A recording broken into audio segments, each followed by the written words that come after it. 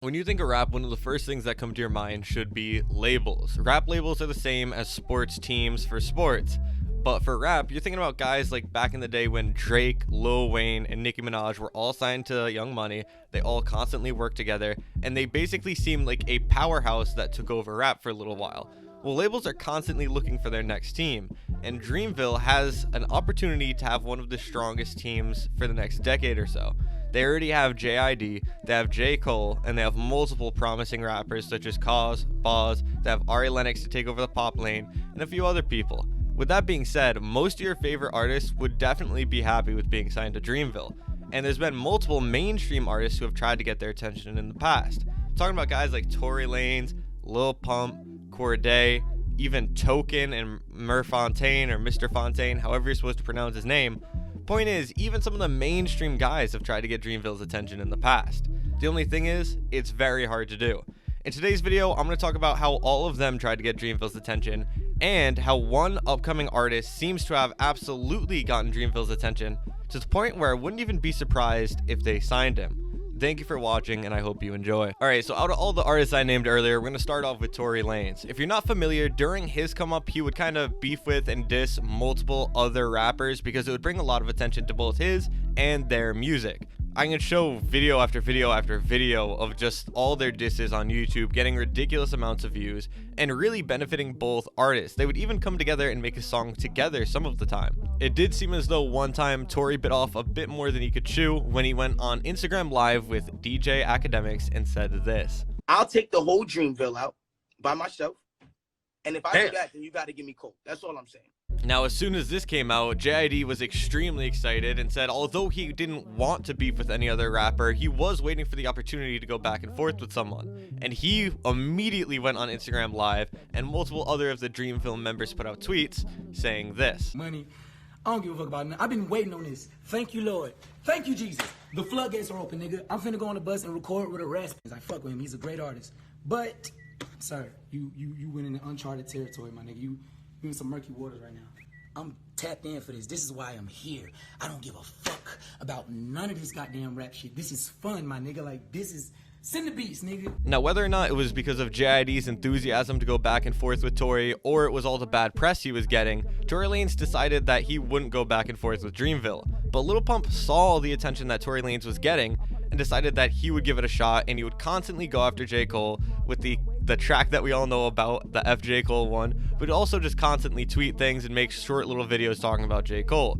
With that being said, this would lead to J. Cole putting out 1985, which Lil Pump wasn't too happy about. Shit, I ain't worried about none of you old heads. I ain't with none of that lyrical shit. I just be having fun with what I do.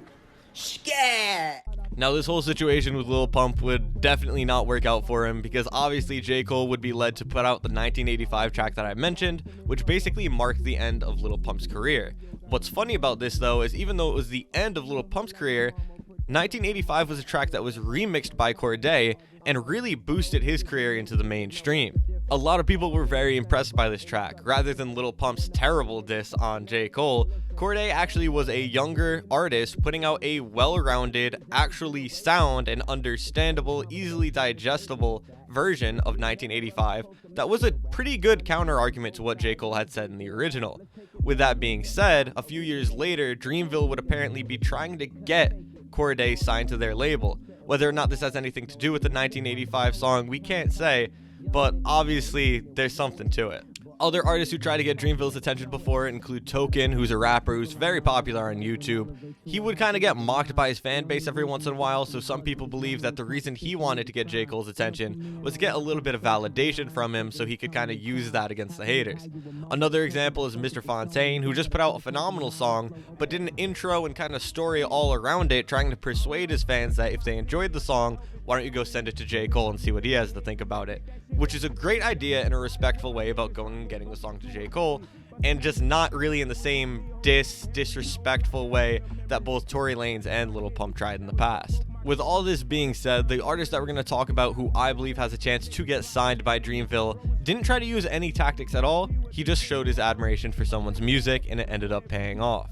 Let me introduce you to Chris Patrick. Please don't You are up and we don't need those. My first year in the league, I feel like D-Rose. MVP, I put. If you're familiar with rap labels, then you know that they tend to sign people that they think would work well with their other artists. Think about with Dreamville when they had the song Off D's come out not long after JID signed, where he worked with J. Cole, the song did well and it brought a lot more attention towards JID. It's easy marketing for a new rapper, and if they couldn't work together, then that's more features you're gonna have to pay for elsewhere. So just sign someone who could work well with your artist. The song I just showed you by Chris Patrick I think would work perfectly with the likes of JID or Earth Gang, but if you look a little deeper in his catalog, he has songs that would work really well with Cause or J. Cole. The whole point I'm trying to make here is that Chris Patrick has versatility and would complement a lot of the other artists on Dreamville. But if you don't think he would work well with them, a good example of him being able to kind of change it up but it still works is when he made his way onto the NBA 2K21 soundtrack with this song Swish.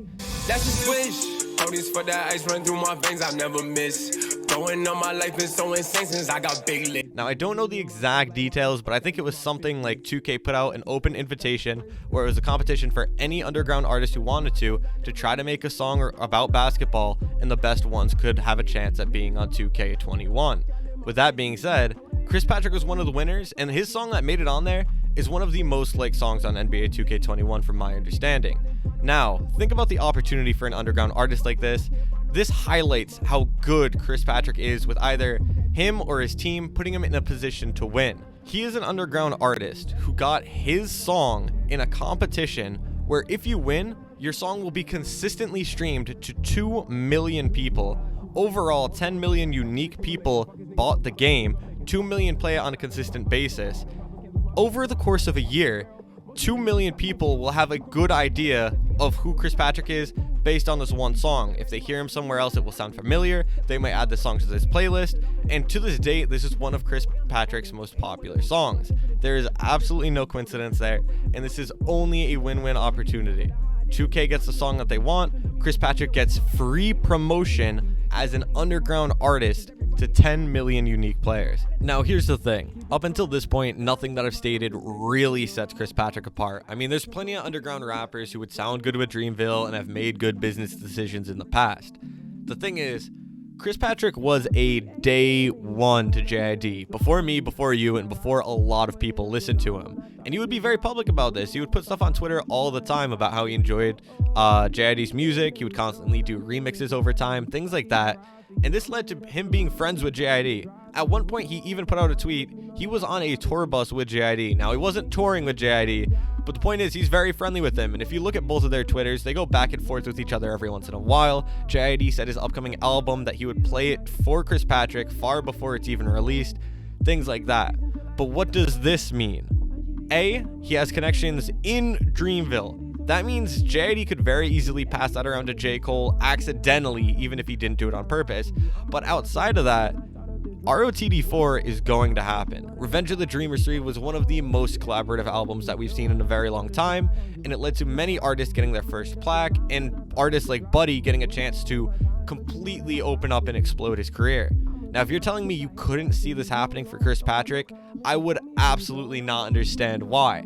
He's friends with JID. He's already basically guaranteed a spot.